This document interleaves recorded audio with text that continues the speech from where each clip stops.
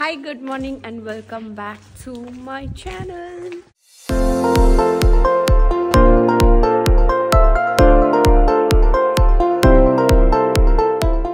তো এখন আমরা সকালবেলা বলেছিলাম উঠা আছে আমরা জল সইতে যাব, তো আমরা এখন আপাতত জল সইতে যাচ্ছি। চলো তোমাদেরকে দেখাই।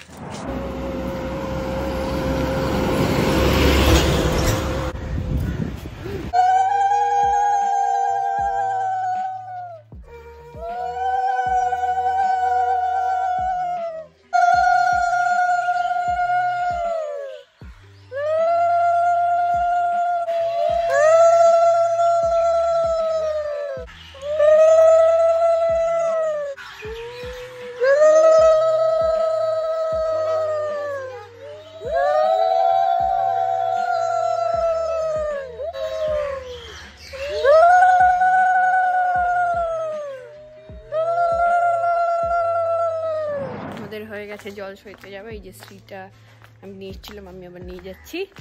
তো এখন গিয়ে দধি মঙ্গল আছে, তারপর সব নিয়মকানুন হয়ে গেলে আবার বৃদ্ধিতে বসবে। চলো। A few moments later. এই জায়গাটা ব্রড, এই জায়গাটা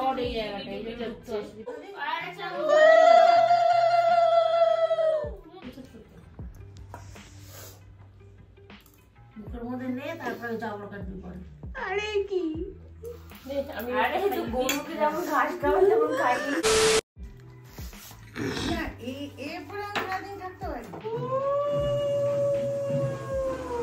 আরে বাবি আরেকবার নাম কেন আর একটু ঘুরাও। হ্যাঁ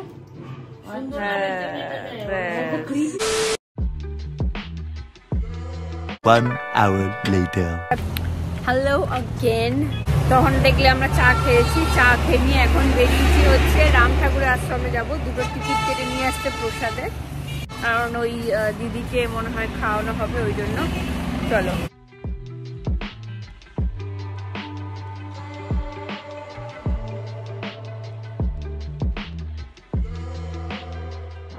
হাই গাইস, আমরা রাম মন্দির তো রাম মন্দির না,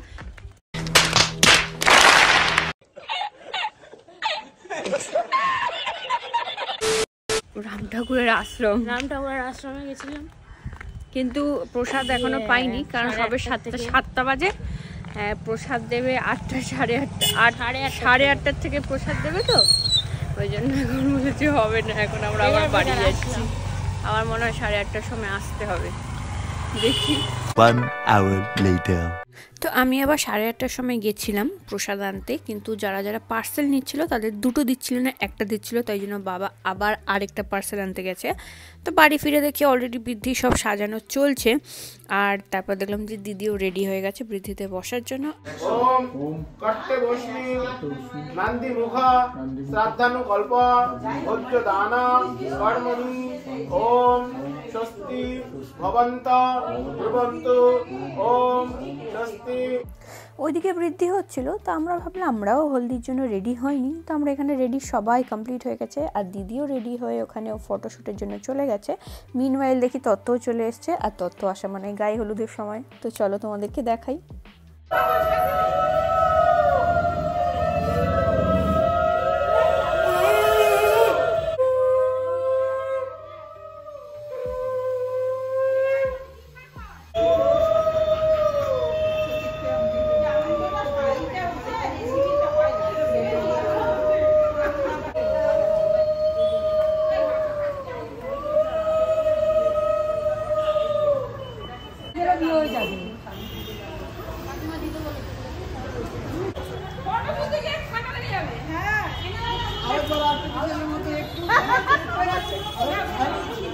ছোট ঘরটা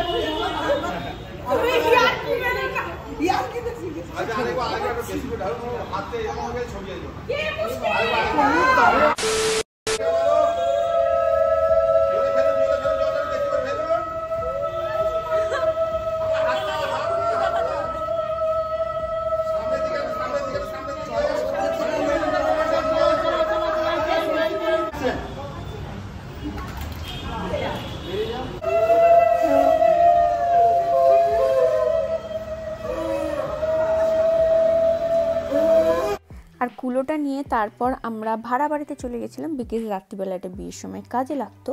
আর ওখানে গিয়ে আমরা লাঞ্চও করে ফেলেছিলাম, একদম সিম্পল ভাত, ডাল, ফুলকপির তরকারি, আলু ভাজা আর মাছ ছিল, চাটনি পাঁপড়। তারপর লাস্টে আমি এসে হেয়ার অ্যান্ড মেকআপ করতে বসেছিলাম, বিকজ আমি সবার লাস্টে সবাইকে খাইয়ে দায়ে আগে পাঠিয়ে দিয়ে তারপর আমি বসেছিলাম। ফাইনালি আমাদের সাজাগুজো সব হয়ে গেছে। খুব মেসড আপ হয়ে যাচ্ছে এই ব্লগটা জানি, কিন্তু এত কাজের মধ্যে তো ফোনটা এরকম করে নিয়ে সারাক্ষণ থাকা যায় না। যাই হোক, তো এই হচ্ছে আমার ফাইনাল লুক। আর এখন আপাতত আমাদের ভেনিউতে যেতে হবে, কারণ বরান্তেও চলে যাওয়া হয়েছে আর বুও চলে আসছে। তো চলো।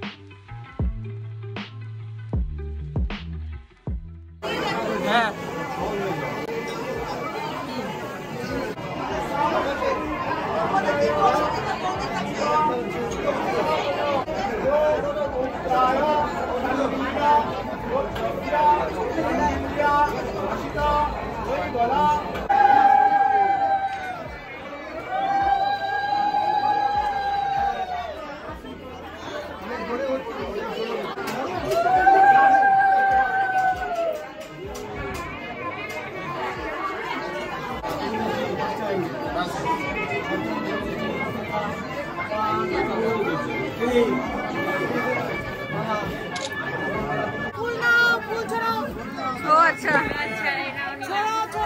দাঁড়া, এখন না, এখন না, কখন চড়বো?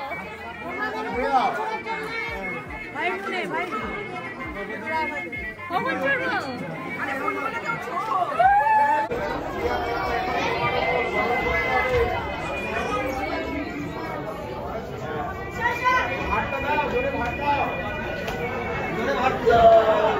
কার বাবা?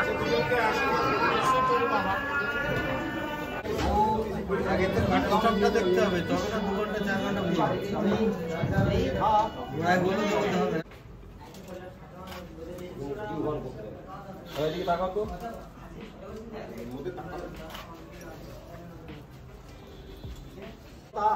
কন্যা হরি নয়নে বিনিয়োগ ওম কন্নলা পিতৃভ্য প্রতিযোগ জ্যোতিয় জ্যোতি সমস্ত আনুনা গানিবা।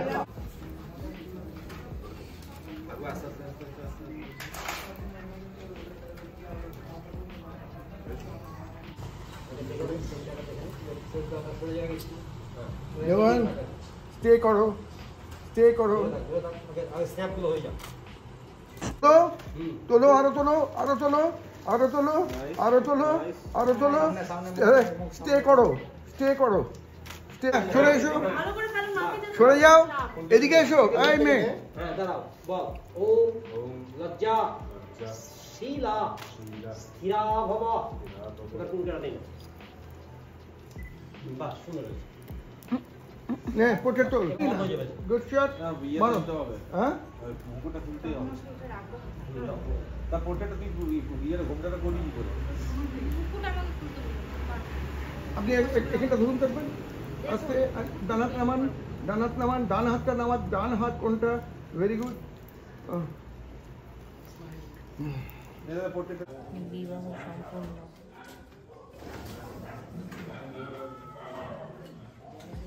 The next day. হ্যালো, কি হয়েছে?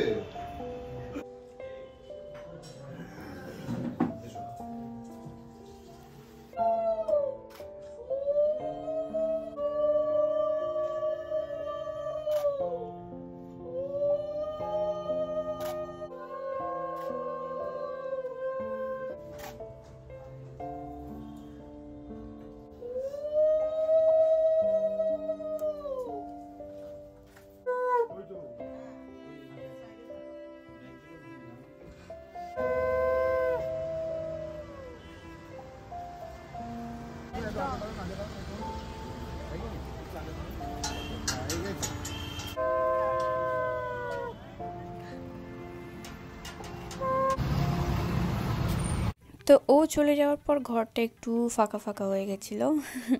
এটা তো হয়েই থাকে। তো যাই হোক, কিন্তু কাজ তো আর থেমে থাকবে না। তার জন্য আমরা সেই দিন রাত্রিবেলা সব কন্যাযাত্রীতে যেই তথ্য যাবে সেইগুলো গুছিয়ে নিয়ে আমরা ডিনার করে শুয়ে পড়েছিলাম।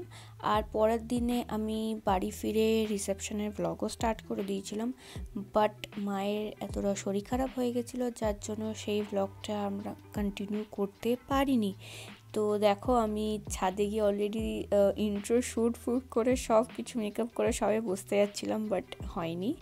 যাই হোক, তো এই ছিল এই পুরো সিরিজ, দিদির বিয়ের সিরিজ। তোমাদের যদি ভালো লেগে থাকে তাহলে please do like, share, comment and subscribe to my channel.